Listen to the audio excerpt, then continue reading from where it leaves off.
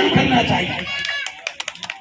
ये बात को बताने के लिए आए हैं कि ये हमारे बाबा के भी बाप है जिन्होंने उन्हें पढ़ाया। डॉक्टर अंबेडकर को पढ़ाने में उनका योगदान रहा और खासतौर पर और भी ज्यादा महत्वपूर्ण बात क्या है कि हमारे लोग जहां चाय की दुकान होती थी वहां चाय नहीं पी पाते थे। तो इस महापुरुष ने क्या किया? इस महापुरुष ने हमारे लोगों की दुकानें खोल दी चाय की और ये कहा कि ये लोग जो नीची जाति के हैं, चाय ये लोग बनाएंगे, खाना ये लोग बनाएंगे और जिसको पीना है पिए और ना पीना है तो मत पिए। तो जब ये बात हुई तो जो ऊंची जाति के लोग जो छुआछात करते थे, घृणा करते थे, उन्होंने चाय पीना बंद कर दिया। अब चाय पीना उनकी मजबूरी भी यूं हो गई कि उनके यहाँ जो चाय बनती थी, हमारे लोगों के यहाँ जो चाय की दुकान खोली हुई थी, उन पर मंत्री, संतरी, डीएम, कलेक्टर सबने चाय पीते थे। और जब सब चाय पीते थे तो उनके साथ में आने वालों को मजबूरी में चाय पीना पड़ता था। और जब उनको मजबूरी में चाय पीना पड़ता था तो वो तो नौकरी कर पाते थे और जो चाय नहीं पीना चाहते थे वो लोग छोड़ के चले जाते थे। अरे यहाँ इस राजा के यहाँ क्या नौकरी करनी, इसके यहाँ तो नीचों के यहाँ चाय पीनी पड़ती है। इस वजह से ऊंची जाति के लोग नौकरियों को छोड़ कर भाग गए और जब खाली जगह हो गई तो फिर जो जगहों पर हमारे लोग भर्ती हो गए। तो इन्होंने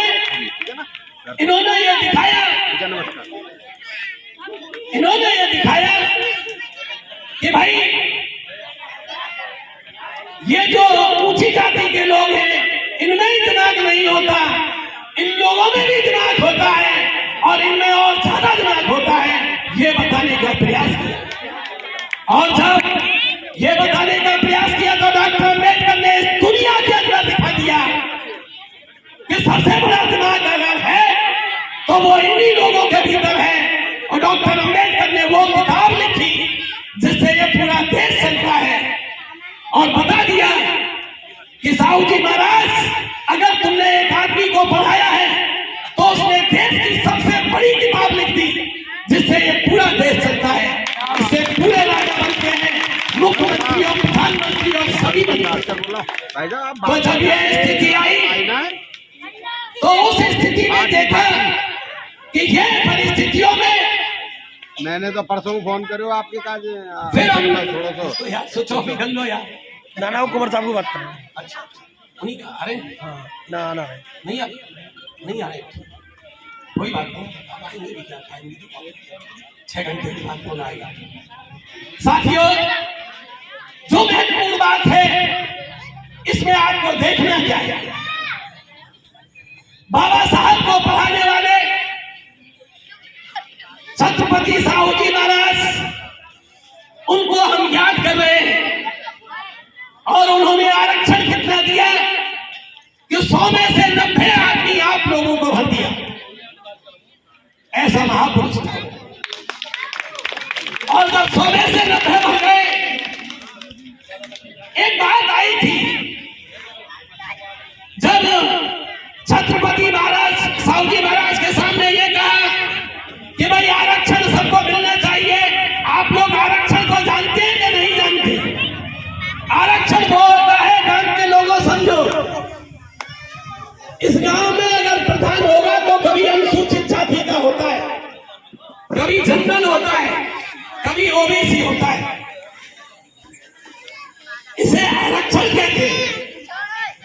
नौकरियां लगती है, 100 नौकरियां निकली तो 100 नौकरियों में से 16 आदमी, 21 आदमी अनुसूचित जाति जनजाति के लिए जाएंगे, 27 आदमी पिछड़ी जाति के लिए जाएंगे।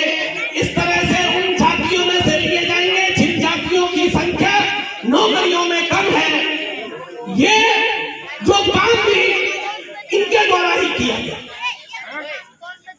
बात ये आई, और पढ़ाई करता हूं, समझ में आ गई कि नहीं आई? आवाज आ गई तो बोल बच्चा ना दूर भगा एक दूर। साथियों, जो बहुत महत्वपूर्ण बात है उसको समझो कि जो आरक्षण की स्थिति है,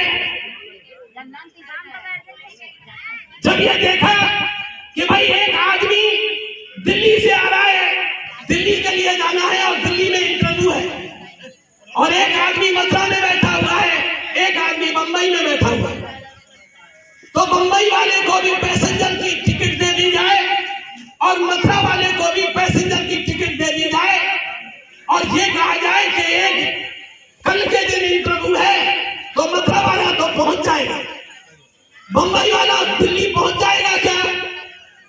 नहीं पहुंचेगा। तो उसे रिजर्वेशन चाहिए कि नहीं चाहिए? उसे रिजर्वेशन चाहिए, उसे सुपर फास्ट की टिकट चाहिए, तब जाके वो उसके साथ दिल्ली पहुंच सकता है। इसे रिजर्वेशन कहते हैं। और इस रिजर्वेशन को हम लोगों के लिए क्यों आवश्यकता पड़ी? क्योंकि हम मुश्किल से जाके तो पढ़े, जैसे तैसे पढ़े, मुश्किलों से जाकर के हमने पास किया हाई स्कूल, और जिनके पास पैसे पुराने समय से हैं उनके बच्चे बहुत ज्यादा नंबरों से पास होते हैं। तो इस वजह से जो कम नंबरों वाले हैं उनको भी नौकरी मिलनी चाहिए, और जो ज्यादा नंबर वाले हैं उनको भी नौकरी मिलनी चाहिए। कम नंबर वालों को, जो अनुसूचित जाति के, उनके लिए कम नंबरों में भी काम चलेगा, जो ओबीसी के लिए उनको कम नंबरों में ही काम चलेगा, लेकिन जिनको बहुत पुराने समय से बहुत पैसे वाले हैं उनको उसके हिसाब से रिजर्वेशन दिया गया। तो फिर इसमें ये कहा कि भाई रिजर्वेशन समझने की जब बात आई तो उन्होंने कहा क्या होना चाहिए? तो उन्होंने कहा एक काम करो, तुम्हारे घुड़साल में घोड़े हैं, तो राजा के घुड़साल में घोड़े थे, तो जब राजा के घुड़साल में घोड़े थे तो उन्हें चना दिए जाते थे, तो चना दिए जाते हैं, तो घोड़ा किसमें दिए जाते हैं? घोड़ा के मुंह पे थैला लगा रहता है और थैला को वो खाता रहता है, यही बात है। तो वो ऐसा हुआ कि राजा से कहा महात्मा ज्योतिबा फुले ने कि तुम एक काम करो, इन घोड़ों के चना कितने खवाते हो? मानेगी 3 कुंटल। तो उन्होंने कहा घोड़े कितने? जो पूरे घुड़साल में। तो इन्हें अलग अलग थैला में मत देना, इन्हें एक बीच चौक में इन चनाओं को खोल दो और इन सब घोड़ाओं को एक संग छोड़ दो। तो चना एक साथ 3 कुंटल खोल दिए और घोड़ा एक साथ छोड़ दिए, तो फिर घोड़े और आगे बढ़े गाय पे चना। तो जो ताकतवर घोड़े थे वो तो चनान में बीच में घुस गए और पूरे चनाओं को खा रहे थे, और जब छोटे और कमजोर जो घोड़े थे वो जब चनों के पास आने की कोशिश करे तो दुलत्ती पड़ रही थी उनके मुंह पे, उनके मुंह लुहान हो गए, उनके खून आ गए मुंह में, लेकिन उन्हें चना के दाने नहीं मिले।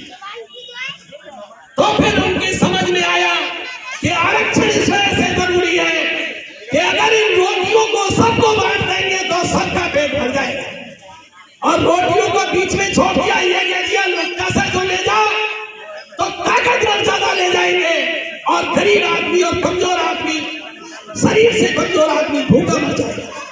इस वजह से इस आरक्षण की आवश्यकता पड़ी, और आरक्षण के जनक भी यही है। इस वजह से इन्हें हमें और नमन करना चाहिए। साथियों, आपको पता है कि आपके घर में बीमार पड़ते हैं लोग, और जब बीमार पड़ते हैं तो खून की बोतल कितने में आती है? 4-4, 5-5 हजार में खून की बोतल नहीं मिलती है। मिलती है क्या? फ्री में नहीं मिलती है। ये खून की बोतल फ्री में नहीं मिलती है, और जब खून की बोतल फ्री में नहीं मिलती है तो हम इन महापुरुषों के नाम पर हम खून देते हैं, और खून इकट्ठा करके उन आवश्यक लोगों को देते हैं। जिनके पास पैसा नहीं है उनको हम खून देते हैं, अम्बेडकर के नाम पर देते हैं, महात्मा ज्योतिबा फुले के नाम पर देते हैं, स्वामी नायकर के नाम पर देते हैं और इस छत्रपति साहू जी महाराज के नाम पर देते हैं। और जब वो खून इकट्ठा हो जाता है तो वो खून किनको जाता है? जो भी आवश्यकता जिनको होती है, जो गरीब आदमी होते हैं, जो बिना खून के जिनके बच्चे मर जाते हैं, जिनके बुजुर्ग मर जाते हैं, ये उनके नाम खून आता है। पैसा तो हर एक कोई दान दे देता है, लेकिन खून दान देना, अपने भाई को भी खून दान नहीं देते। लेकिन आपके सामने ये जो बच्चे खड़े हुए, ये 48 बच्चे हैं, 2 कम 50। इन 2 कम 50 बच्चों ने इस समाज के लिए खून दिया। और जो आदमी खून दे सकता है, वो समाज के लिए सब कुछ दे सकता है। और ये जागृति आज की नहीं है। ये लोगों को बुरा लगेगा और इस जिले के नेता बुरा भी मान सकते हैं, लेकिन मैं गर्व से कहता हूं और फख्र के साथ कहता हूं कि जिले के अंदर लोकेश राय जैसा एक भी नेता नहीं है। और अगर कोई हो तो इस सभा में खड़े होकर बता सकते हैं, जिसे कोई लेना देना नहीं इस चीज से कि मैं अपने घर को इससे चलाऊंगा, बल्कि इस चीज में रहना है कि ये खून है तो ये उस गरीब समाज के लिए पहुंचे। और इस देश के अंदर चाहे जिले की समस्या हो, गली की समस्या हो, गांव की समस्या हो, पूरे जिले की समस्या हो, उत्तर प्रदेश की समस्या हो, इस देश की समस्या हो, अंतरराष्ट्रीय पूरे दुनिया की समस्या हो, और समस्या को अगर लोकेश राय को पता चलता है कि अन्याय हो रहा है, तो उसमें खड़ा मिलता है अकेला लोकेश राय। इस खबर को देखने के बाद क्या है आपकी राय? नीचे दिए गए कमेंट बॉक्स में दीजिए अपनी राय। ऐसी तमाम बड़ी खबरों को देखने के लिए जुड़े रहिए हमारे साथ। खबर अच्छी लगे तो लाइक कीजिए और शेयर कीजिए, और हाँ, चैनल को सब्सक्राइब कर घंटे वाली बटन को दबाना ना भूलिए। फिर आते हैं आपके बीच कुछ खास खबरों के साथ। तब तक के लिए जय भीम।